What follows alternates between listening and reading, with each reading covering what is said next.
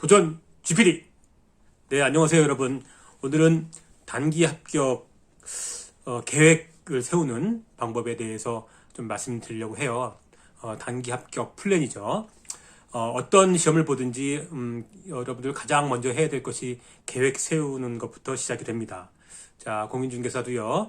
장기적인 계획, 중기적인 계획, 단기적인 계획 이렇게 차례대로 세우셔야 할 텐데요. 장기적인 계획은 월별로 세우시면 되고요. 중기 계획은 주별로 세우시면 되겠습니다. 그리고 단기 계획은 일별로 매일매일 학습 계획을 세우셔야 합니다.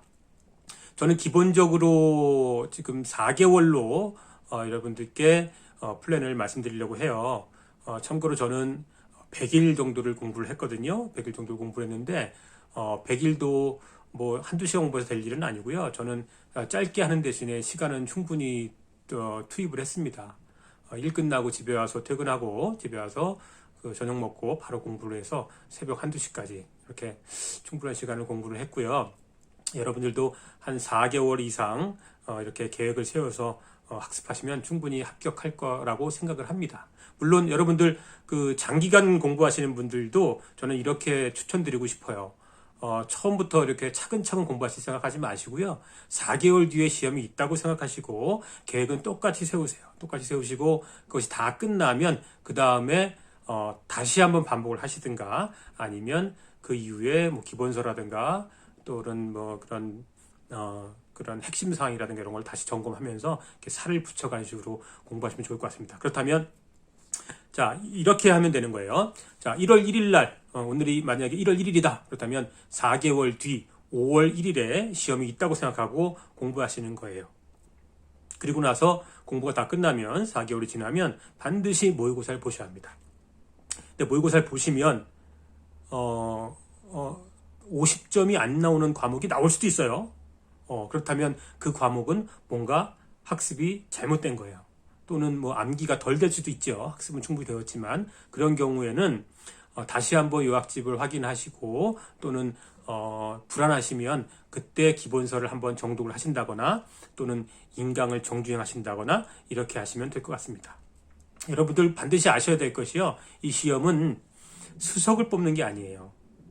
기본 평균적으로 차수마다 1차, 2차 차수마다 평균 60점만 넘으면 되고요. 또 과목별로 40점만 넘으면 되는 시험이잖아요. 그러니까 굳이 90점, 100점 받을 생각하지 마시고요. 나중에 뭐 시간이 되시고 능력이 되시면 공부를 추가로 더 하셔서 90점, 100점 받을 수도 있겠죠. 그렇지만 단기간에 일단 합격은 확보해 놓고 그렇게 공부하셨으면 될 것 같아요. 공부하시면 될 것 같습니다. 그리고 공부하시면요 반드시 전략 과목이 생깁니다. 1차 같은 경우에 저는 전략 과목이 부동산 학개론이었거든요.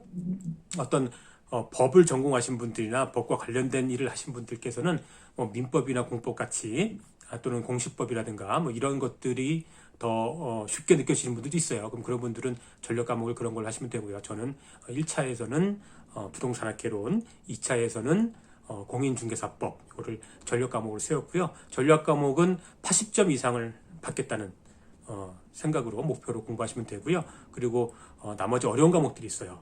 공법 같은 과목들, 너무 암기할 내용이 많은 이런 것 같은 것들, 또는 숫자 암기가 너무 많은 그런 세법 같은 것들, 이런 것들은 한 40% 이상만 맞으면 된다. 이렇게 물론 목표는 한 60점 잡으셔야죠. 60점 잡고 지치지 않게 40점만 넘어도 된다. 일단 그렇게 생각하시고 공부하시면 충분히 60점 이상 받으실 수 있고요. 그 전략 과목들은 80점 이상 고득점을 받으실 수 있을 거라고 생각을 합니다. 그리고요, 제가 강조하고 싶은 가장 중요한 것은 반드시 지켜야 할 내용은요, 나만의 요약집을 만들어라입니다. 요약집은요, 여러분들이 그 시험장에 갖고 갈 최종 무기입니다.